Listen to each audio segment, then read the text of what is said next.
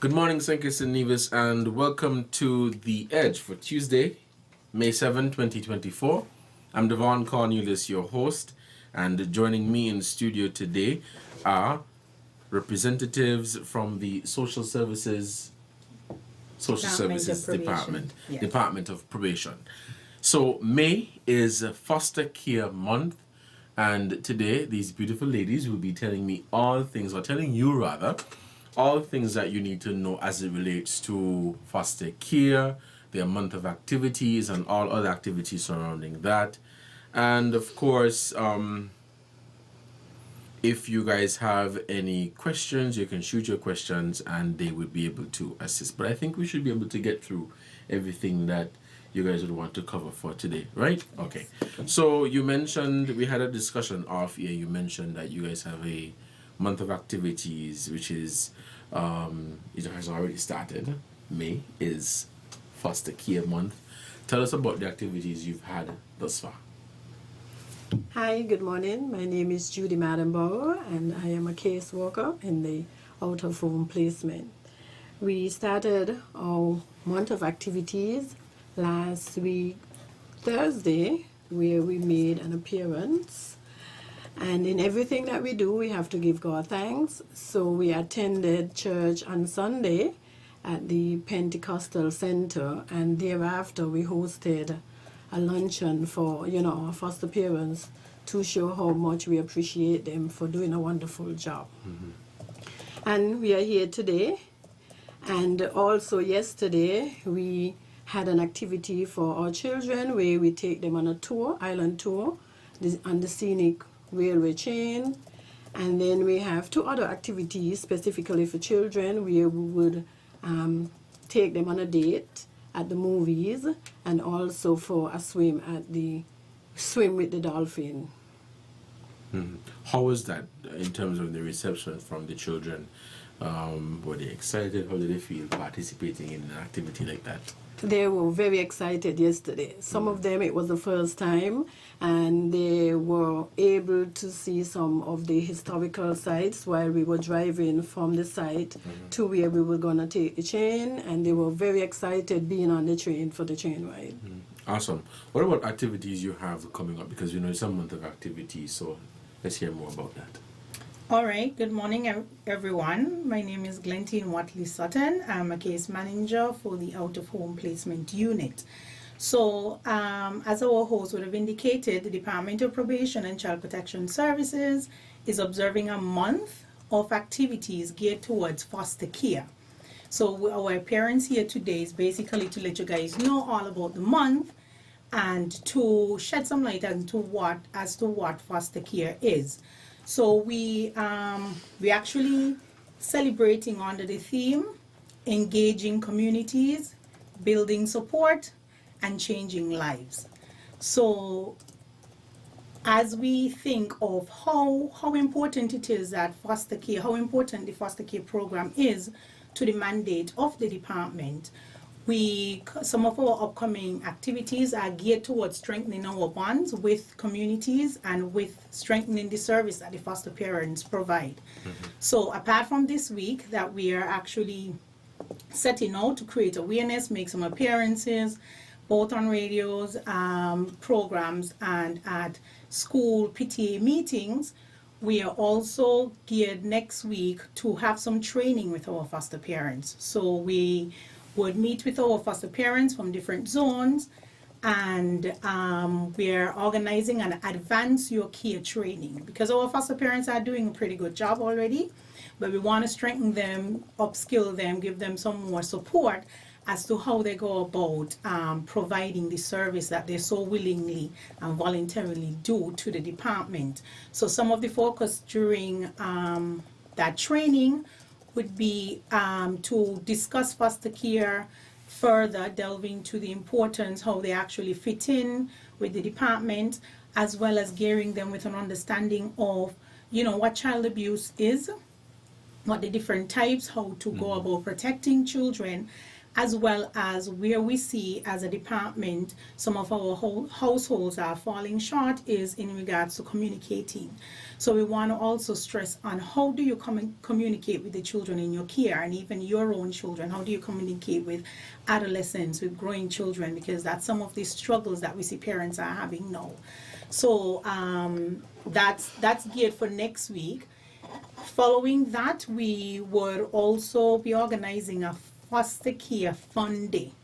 And this day, we wanted to basically make it all about the children and the foster families.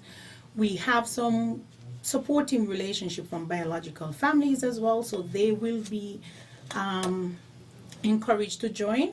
But in order to put on this fun day, what we would have done is reach out to our community agencies, the businesses, and I must tell you, we did get awesome feedback with regards to their support of the entire month. Any business we reached out to and asked them to partner with us, they would have come on board. And that is also important because we not only want to create the awareness for foster care, and also show the satisfaction and the pleasure that we have with our foster parents, but we also want to strengthen bonds with our community entities and just let them know that yes, there's a role that you can play in helping us help the families that are helping the children in need.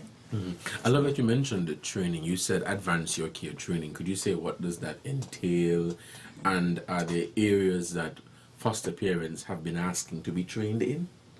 Okay, well, the advanced care training, it's in 3 parts. One of the parts would be fostering. How can you assist children? And most of the children in need are children that were removed from their biological families because of abuse, neglect, or instability. So these children are coming with their traumas, and at this point in their life, it's some of the most challenging point. It's one of the most challenging stages in their life. So we want to ensure that the homes we are placing these children in are well equipped.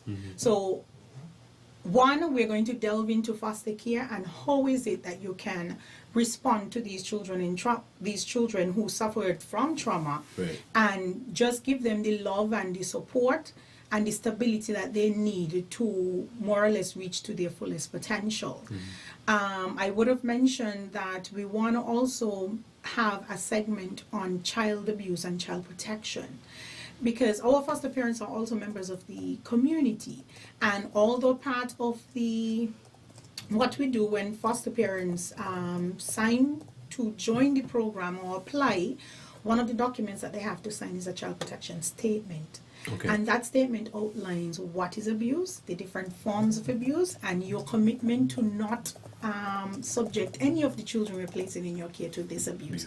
So that segment is going to help us to delve further into child abuse and child protection and what role you can play being in the community and being a service provider to the department.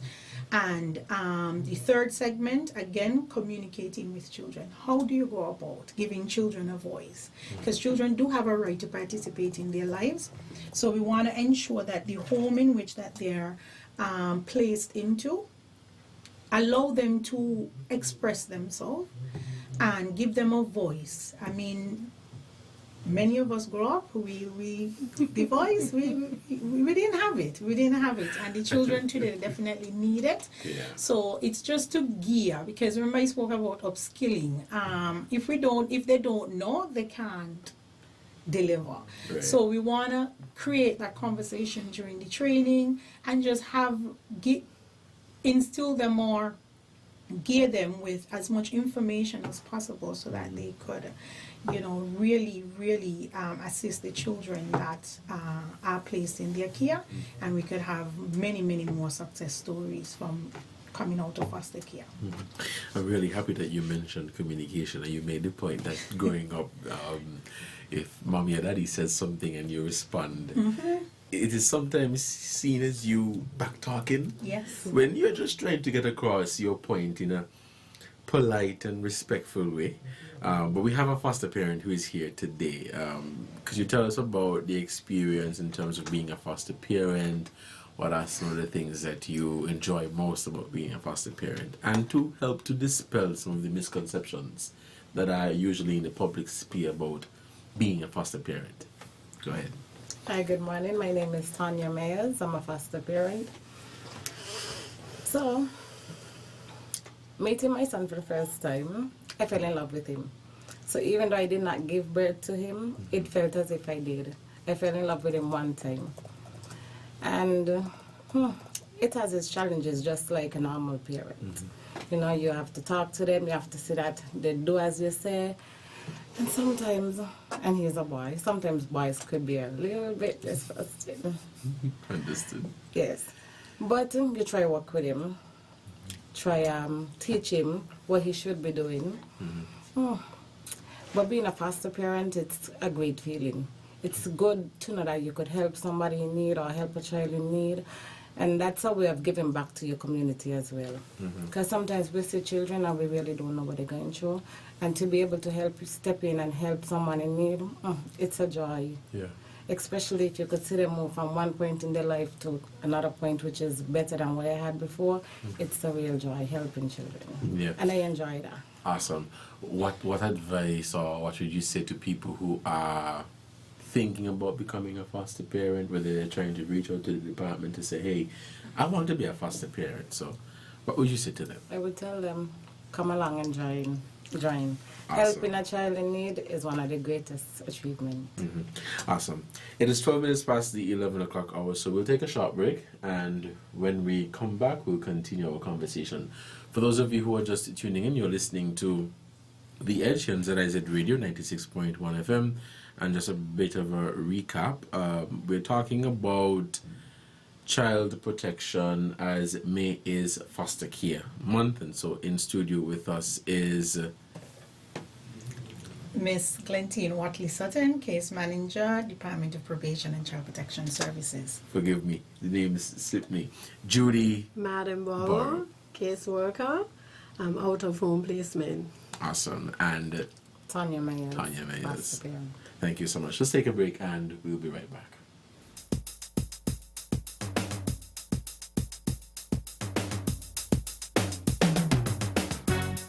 This Mother's Day, treat mom to an unforgettable experience at Belmont Sanctuary Resort. Join us for our celebrated Mother's Day brunch featuring a wonderful array of Kittian flavors. But that's not all. This year we are offering a special weekend package exclusively for the residents of St. Kitts and Nevis. Enjoy a 2-night stay in our private pool cottage for 2 guests, including Mother's Day brunch for both days, along with breakfast, lunch, and dinner.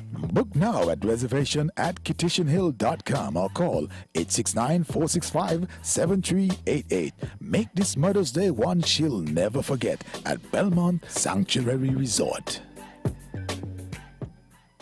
The future is unknown. Protect your life, your family, and your valuables from unforeseen circumstances. Let National Caribbean Insurance give you the peace of mind that you so deserve. At NCI, we offer a suite of affordable insurance plans that can be tailored to ease your financial burden. We aim to deliver exceptional products to satisfy all your insurance needs. Whether life, health, motor, or property insurance, NCI has the right solution for you. Our friendly and knowledgeable sales professionals are ready and able to assist you. Let National Caribbean Insurance Company Limited help you to prepare for the unexpected. We serve, we protect, we satisfy. That's NCI. Reaching you wherever you are. ZIZ Radio, the golden voice of the nation.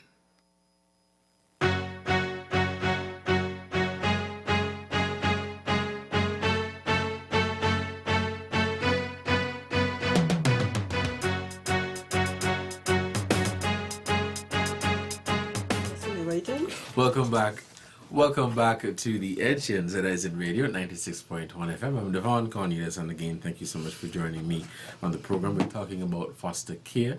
May is Foster Awareness Month, and representatives from the Department of Probation and Child Protection Services are here today to let you know all that is happening within the department as relates to their month of activities.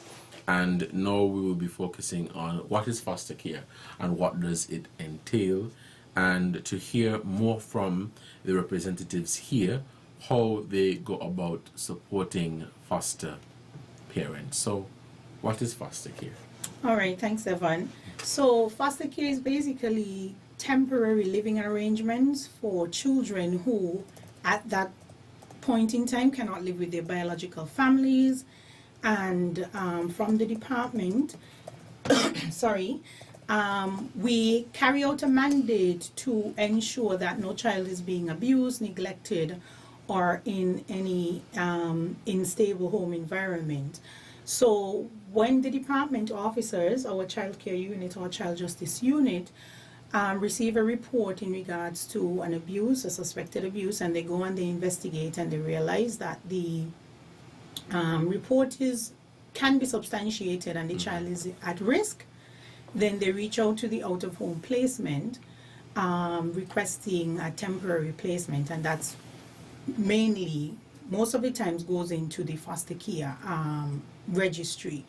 So once a child is placed in foster care, the homes are, the foster parents, first of all, are approved foster homes. They have to apply, they have to be vetted, they have to have all the necessary information it needs to ensure that they understand the role that they play in this child's life once the child is in their care. And these homes are expected to provide the love, support, and stability that these children need to help them get over whatever traumas they may have seen or witnessed or been subjected to, as well as it allows the separation of child and parent or biological family, allows that biological family time away from the child to more or less work on their situations to enable reintegration. Because ideally foster care is temporary. It's never supposed to be long term. If a child is removed from a home, then it's up to the caseworkers in the other units to work with that family to get them at a place where the department thinks is up to standard so the child could be returned into that home. If reunification is not an option, then of course the children are now transitioned into adoption, should the foster parent or another family be willing. Or sometimes we find alternative placements with different family members. So you call that like kinship care, where in my situation, I might not be in a position to care for my son, but my sister is. So instead of having him remain in foster care, as we work, as the department work with me, then I would be able to say, you know what, my sister is in a position to provide long-term care for my child if I can't. So that's basically in a nutshell what foster care is all about. You mentioned about the department giving support to the biological family. Could you go more into detail about what does that support entail? All right, most of the times when the department is expected to work with the family to get them at a place where they need to be for reunification, if a child, for instance, if a child was removed for physical abuse, the child acted, however, the parent got carried away and would have, in the process of probably disciplining the child, would have gone overboard and let. So at that point, the assessing officer, the caseworker, would have to determine whether or not this is an anger management issue with the parent, or if it is that they don't understand that, okay, you can't beat with a broomstick because that's abuse. Here is where they have to, if it's anger management, we direct them to our support services, so like counseling. They go through the counseling. We work hand in hand with our counselor to see, you know, what's the progress, if there's any type of progress going on, and when they think the parent is at a place where, you know, we could probably start having them execute their parental duty again. We also look to, if it's parenting sessions, a lot of us don't know how to parent. So you, Smarlax, maybe over Frigate Bay, as a parent with a child who is 6 or 7, you can't, okay, well, the child is sleeping, I'll go smarts and come back before the child wakes up. Like, you have to always make sure that that child, so sometimes it's for them to understand, because we might tell you, and believe you me, as much as we do have this public perception that, you know, child services like to come in and remove children. That's last resort. We don't like removing children. The state is not collecting children. We really would like our families and our parents to work and function as families and parents should. But in some cases, we have the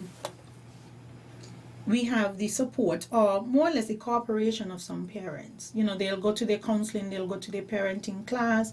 If it's a matter that they're neglecting the needs of the child because they don't have employment, here is where our department would come in and, you know, try and reach out to some businesses and, you know, get them interviews. I mean, we can't hire them, but we could direct them and see if our partnership with these businesses could assist in helping out this mother. And then once they show that they could hold down the job, for instance, the child, we could start discussing reintegration. And even money management, sometimes that's part of it, the finances, because most of the times we see parents saying, no, they can't afford, they don't have, you know, anything to feed the child at mornings or to buy the child a pair of shoes, but then you see them with the weave and with nails and what's not. So it's like healthy money management is part of it. So we try whatever the initial stage of the caseworker going into the family, their initial assessment would indicate what the needs of that home are. And then here is where they would basically determine how do we go about helping this family once they cooperate, because some of them are not willing to change their lives. And then here is where we have the children remaining in care for years and years and years. Looking at the other areas in terms of how the department supports these families, foster parents, can you speak to that? Yes. The foster unit provides assistance to our families, such as a stipend, a monthly stipend. We also provide educational support, medical support, dental support, and also uniform and clothing allowance. Awesome. Are there other areas that foster parents have been asking for support in? I know you mentioned in terms of parenting sessions and different sessions related to money management, and that you mentioned. Have there been areas that they're saying, well, I think we need more support in this area? Miss Madam Morrow would have indicated that we do offer a stipend. Okay. The stipend subsidizes the child's care. It's not intended to care for the child. So a part of the application, and I know there's a lot of people out there say, what do I need to become a foster parent? We ask for stability, and part of the stability we hope would be financial stability, because what you do get cannot care for a child. I mean, when we speak to foster parents, they would say, you know, this, Miss Watley, this amount can't do nothing in the supermarket nowadays, you know, or this clothing allowance can't buy clothes. And as much as from a department, we know how important our foster homes are. Without the foster care, the department cannot function, which means we would have to be leaving children who are at risk and being harmed in homes that they are not supposed to be in. So we know how important our foster homes are, our foster parents are. So as a department, we try to work as hard as possible and try to advocate as much as possible to get them the support, the additional support that they need. So if they reach out for something, we would make the argument, whether it's to from a department to a ministry or from a ministry to finance, that, you know, this family really needs assistance and we have to try and assist them any way possible or in the best way possible. I'm grateful for the information, and I'm pretty sure the listeners too. And we're going to open the phone lines in a bit to hear from our callers, but I'm enjoying the conversation and I want to learn more, and of course for the benefit of the listeners. So still on foster care and the expectations, you know, as I mentioned earlier, there's a lot of misconception. Could you speak to, you may not be able to give a specific number, But could you speak to the rate on an annual basis in terms of... How many children going to care? Yes.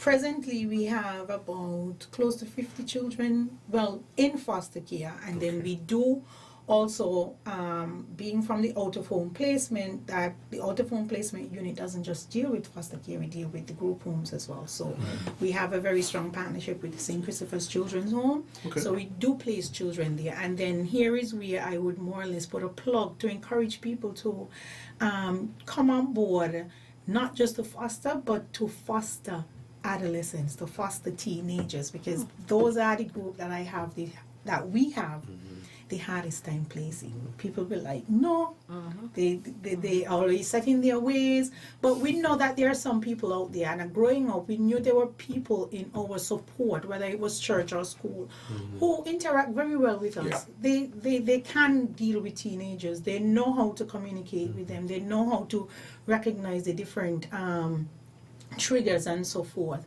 So we, apart from the group home and the foster care, I mean, together we're looking at like 60 children in care right now, care of the state, that is. And then we have about 36, 37 active homes, but we do have homes that are waiting for placement. So I have another 10 persons who have come on board and said, you know, I want to foster, and they're just waiting for that call from me. But part of the application process, we do ask people, what's the age group? So in terms of who they're willing to... Yes, so if you're going to tell me 0 to 2 or 2 to 9, then when I have a 12-year-old, I can't call you, because you would have already said to me, you know what, sit down and interview that. Miss Watley, I cannot do a teenager, so then I won't be able to call. But on a yearly basis, in terms of children that enter care, I would say roughly around 8 to 10. Some stay, some don't. Some of the issues just need mapping out, and then the child could go back. Or at that point, we might have been able to make contact or have real discussions with another family member who would be like, you know, this is my niece, this is my brother's child or my cousin's child, and of course, the family that we have, we are going to assist then. So about 8 to 10, move into the system. Is there an age for you to be a foster parent? That's a good question. And I mean, we have had discussions about it in our own little working groups, but I think it's 25, we would say 25 and over. Okay. At that point, you can understand what adulthood are about, you know, to manage yourself, manage your home, and so forth. And I mean, maybe when we open the lines, people would have questions, but I know some of the misconceptions. Most people would think, okay, well, I have to be married to be a foster parent. You don't. We have single moms, we have single dads that are foster parent. Okay. Or I have to live in my own home. We have persons who are foster parents who live in extended homes, because when we do come to do the home assessment, you just need to show us the space that you have for the child. So you don't have to own a home, you don't have to be married. I mean, employment is a must, because how can you... I mean, you could be at home and you say, well, my husband lives overseas and he's the one that maintains the home. Once we validate that, then again. But yes, in terms of whether or not you need to be married, a lot of people think that. I need to be married, or I have to have my own home. Those are not needed, because some of the more successful cases that we've had in terms of replacement, and I mean, we have Miss Myers here. Miss Myers, how old is your child now? He's 10, and I've had him since he's 3 months. Yes, wow. So that's a successful placement. And Miss Myers was single at the time, no children. She would have gotten a child after that. But she came with the willingness to help, and we endorsed her with that responsibility, and she's doing a good job so far. Awesome. Before we open the phone lines, right, and it's 11:30, we're going to open the phone lines very shortly. I had a question that related to communication. I want to go back to communication. And you said something earlier that I don't want to use the word triggered, but it reminded me of where we live, where we come from, the Caribbean, Yes. right? Where communication is a challenge in terms of communicating with your children. And sometimes it is seen as when you try to communicate, as I mentioned earlier, it is perhaps taken the wrong way.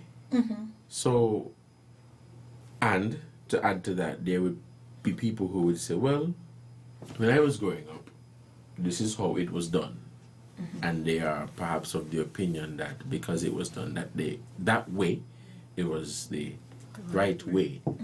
But as a result of how it was done, there is now this trauma, and it is now passing down to generations and generations.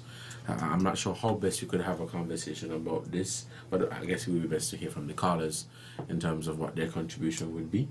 But it's something that I've always been thinking about, not because we did it this way 50 years ago or 30 years ago means that we should do it this way today. Because a word that you said that is very real is trauma. Many people may not talk about it, but without doing any scientific research or anything for that matter, you could look and see that there's a lot of trauma that is passing down generations, and I guess people are afraid to have that real conversation. We're going to open the phone lines and begin taking the callers. I think we had some callers and they went already, but they're going to come back. The numbers to call are 465-2555 or 718-577-2916. We are taking your calls. If we have none right now, let's take a break. And when we come back, we will take those callers. Let's take this break. We'll be right back.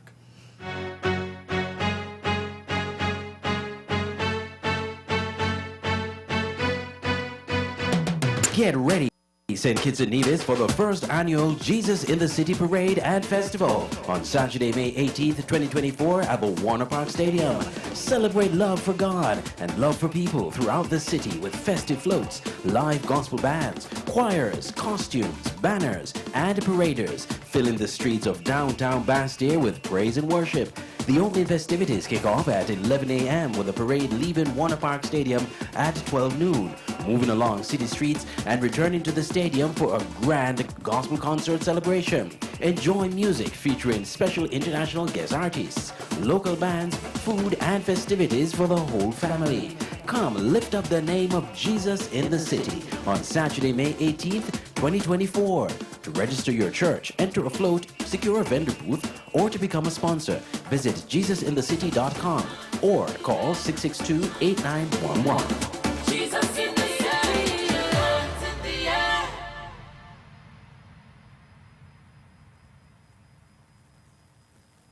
Development Bank.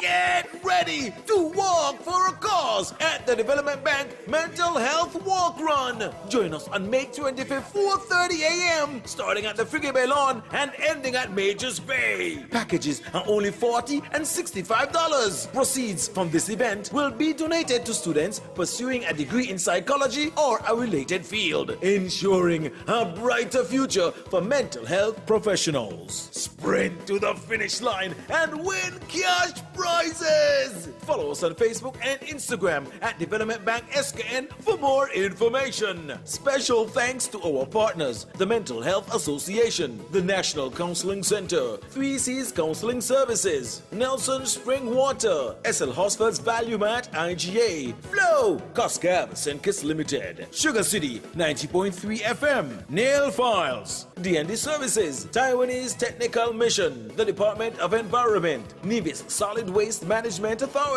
and the Solid Waste Management Corporation for their generous support. So, purchase your packages, mark your calendars, spread the word, and let's take a stride to heal inside. Making a sustained positive difference in your life.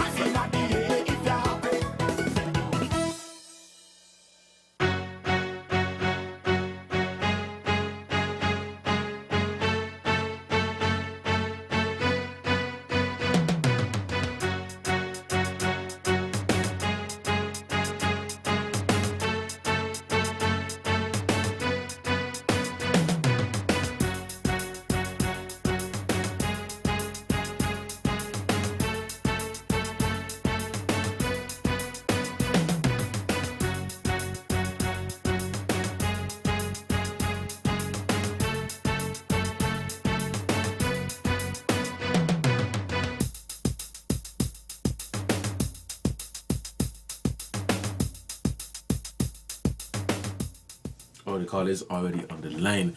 Hello, caller. Good morning. You are on the air. Good morning. Good morning. Good morning. Welcome to the program. Very good program. Young ladies, I don't even know if you have a man there with you, but very good presentation. Judy? Judy. Yes? How are you? But it's funny, it's a very good program. Thank you, thank you. A question. Is there anything to prevent one of the members of your team to be a foster parent? As in an officer within the department? Yes. If there's anything stating that we cannot be foster parents? Yes. No. Yes. The officer can be a foster parent. Yes, we do. We have an officer now who is a foster parent. She joined the unit being a foster parent. We had a past officer who was also a foster parent. We can't foster our own clients because that's a conflict of interest. You can't be the judge, the jury, and the executioner, because if you're working with a family, you can't be the caretaker for the child out of the home either. But we've had cases where our officers would have had a bond or connection with a child outside of that child being their client and would have put themselves forward.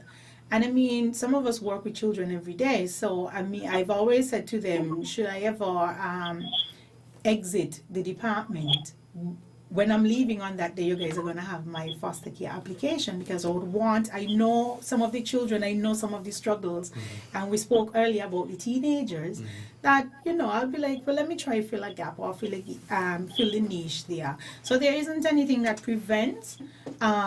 We just have to ensure that there's no conflict of interest if you're joining. Caller, you have any more questions? No, thank you very much. All right, and thank you for your contribution to the program. The phone lines remain open and we're taking your calls. We have more callers?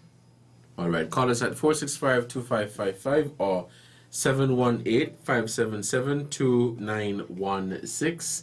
It is 11:38, and if you're just tuning in, we have representatives from the Department of Probation and Child Protection Services speaking on May, which is Foster Care Month. To go over the theme, I wanted to make sure I got it right. You said engaging communities, lending... No. Strengthening support. Strengthening support. And changing lives. Changing lives, okay. Strengthening support. I have lending support. Okay. Thank you so much for that. So as we await more callers... Building support and changing lives. So engaging communities, building support, and changing lives. Okay. As we await more callers, I wanted us to go back to the conversation that we were having off air and to see how best we could have a conversation around it, because I know it may be a sensitive topic for some people and perhaps not ready to go deep, but even you yourself, Tanya, as a foster parent, for the last decade, communicating with your child, how has that been in communicating with you, in terms of you communicating to them and them being open with you with whatever challenges that they have, whether it's an incident at school or something happened to them in the community? Go ahead. Okay, well, communicating with my son. So if something happened in school, because I like to let him know that he's open to tell me anything. If anything is bothering him, if anything has happened to him, if anybody have disrespected him, because, adults disrespect children. Yeah. And I want him to know that he should be able to tell me. He should feel comfortable to let me know. Not you just walk with it by yourself and think, I think I could tell. Because me, myself, I would feel bad if I don't know. So I just always encourage him to let me know. And I just ask questions. How was it at school? What happened at school? Did anything new happen at school? Let me know what you experienced, and I will tell you, okay, I don't think this was a good thing that happened. He's 10, and I just even ask him, sometimes, do you see your friends smoke in school? You think it's a good thing? just to hear how he thinks. Yeah. Sometimes he opens up, sometimes he just go like, I didn't do it, it didn't happen. Yeah. But it's definitely good to have the conversation. What would you say to foster parents, prospective foster parents, and those who are currently foster parents? What would you say to them who might be having a bit of a challenge in terms of communicating with their children, or their children communicating with them, if you see what I mean? Be patient and pray. We do that every day. We have to be patient, because sometimes it's not easy. It's not easy, but you have to try be patient and pray. Thank you so much for that. You're listening to The Edge on ZIZ Radio 96.1 FM. The phone lines are open and we are taking your calls at 465-2555. Our overseas line is 718-577-2916. And we are also live on our social media platforms as well as TV. If you're just tuning in, we have representatives from the Department of Probation and Child Protection Services, and we are speaking about foster care. What does it entail?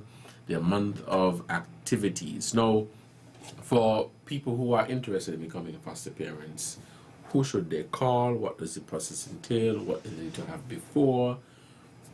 Yeah, tell us. Well, tell that prospective foster parent, because I assure you somebody's listening right now and interested in being one. As my case manager said, it's just to have a conversation. Okay, I think so. Stick a pin and we'll take this call. Hello, caller. Good morning. You're on the air. Hi. Good morning. Wonderful program. Thank you. If you have a child that you're taking care of, you're fostering, and the child reaches a certain age, and they decide they want to go back to their biological parents, or they will go that. Okay. Thank you so much for. You have another question? Sorry. Momentarily, no. Okay, thank you so much for that. We have another caller? Okay. So the question was, if you have a child who wants to go back to that you're fostering. Yeah. Yeah. Okay. All right. When a child is removed from the home, ideally and moving forward, it should be done on court order. So that child is placed, becomes a ward of the state until the child is 18 or until another order changes that previous order. Okay. So we spoke about parents more or less working towards reunification. If that parent or that home address whatever the issue was, we take it back to court and we'll be happy to say, Your Honor, the parent, Mr. and Mrs. whoever, has made necessary changes and the department feels. So the only time that child could decide, and at that point is not a child, it's an adult, is when they're 18. They could decide whether or not they want to remain in the home. They could decide whether or not they still want to have the conversation with Miss Watley, because now they're an adult and you have to respect their rights as adults. But if they're 15, 14, they can't pack up and they can't decide they're going to go, because every foster home has a caseworker. Okay. So this is the person that you interact with on a monthly basis. We check in with the child, we check in with the parent to see how the placement is going, if there's anything coming up, if you're recognizing any issues surfacing that you want us to get ahead of before it becomes a larger problem. And that caseworker would know, or would be the person who that home care foster home contacts. So if you realize the child is becoming defiant and saying, I want to go back, because we have those. Like, I want to go back by my mommy. May want to be here, I want to go back. Here is where we have to explain to that child, sit that child down, have a few conversations with them and getting them to understand that at this point, this placement is best for you. Mommy has to do some stuff right now, and once mommy does that, then you're free to go back. So if they're under 18, they can't just up. If they were removed by the department, if they weren't, because we know we have some informal caretakers around. A lot of us did it. Whether it was an aunt who took us from our mother who said, come on, I know this friend and she have 3 children, and I tell her, well, let me look after one now. In those cases, if the department is not involved, then and the mother or the parents say that they need back their child, then you have to abide. But if they were removed by the department, no, the child cannot. And here is where the success is normally threatened with the placement, because we have to engage that child. And again, you don't have the 9 and 8-year-old saying that they want to go back and really becoming defiant. Is the 13 and the 14, and here is where we give them that voice. What's happening? What it is about the placement that has you uncomfortable, or what it is about the placement that have you insecure. Sometimes it's a matter that they don't see their parents. And when we remove children from their homes, once it's in the child's best interest, because everything is done in the child's best interest, we ensure that they still have contact with their parent. So most of the time it's supervised visits. We had let the parent know you could have supervised visits. It either could be done at the school in the presence of the guidance counselor, or we bring the child to the department and you sit with an officer and you have that supervised visit with. Some parents don't ever show up. Okay. But some who do, we ensure that they do have supervised visits. I want to ask a question about at-risk youth. Is there any sort of collaboration with police in helping at-risk youth? Does the department or foster parents or the adoption process, does that include children who have been deemed delinquent juveniles, at-risk youth? I'm sure if you're understanding, I'm coming. Yes, not for foster care. Okay. If it's an issue where the child is delinquent or at risk, here's where our child justice unit would come in and direct either the court or the CJC as to what is the best solution for this child if they have to be removed. Because again, within the out-of-home placement unit, we do have a lot of challenge placing teenagers, and not every teenager is at risk or delinquent. But the mere fact that they're teenagers, we get them know. So those that are at risk and do have real severe delinquent situations or behavioral issues, we direct them elsewhere. And if they have to be removed from the home and protected from themselves, then here is where our New Horizon Rehabilitative Center comes in. Awesome. So that's another agency or another aspect of out-of-home. Awesome. Thank you so much for that. It's 11:48 and you've been listening to The Edge in ZIZ Radio 96.1 FM. Let's take another short break, and when we come back, we'll continue, or rather begin to wrap up our conversation for today. It's 11:48. Time has gone by really fast. Let's take this break and we'll be right back.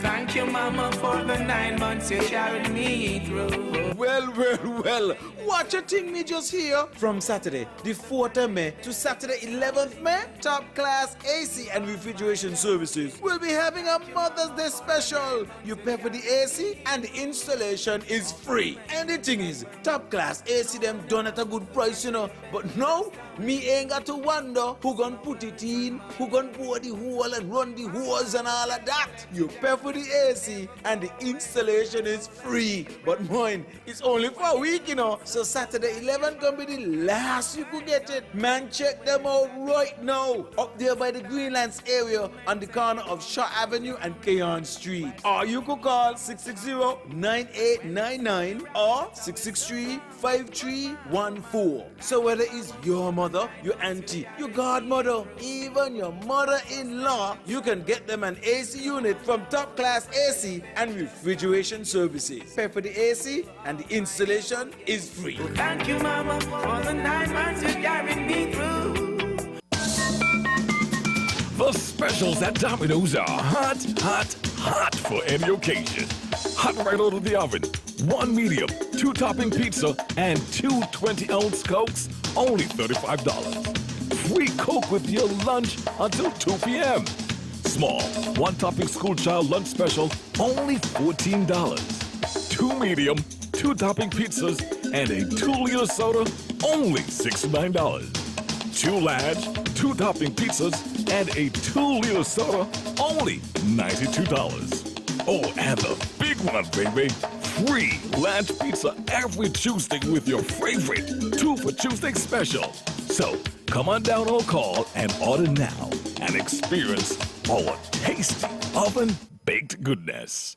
Domino's, the home of satisfaction. Hot and wild, call Domino's now.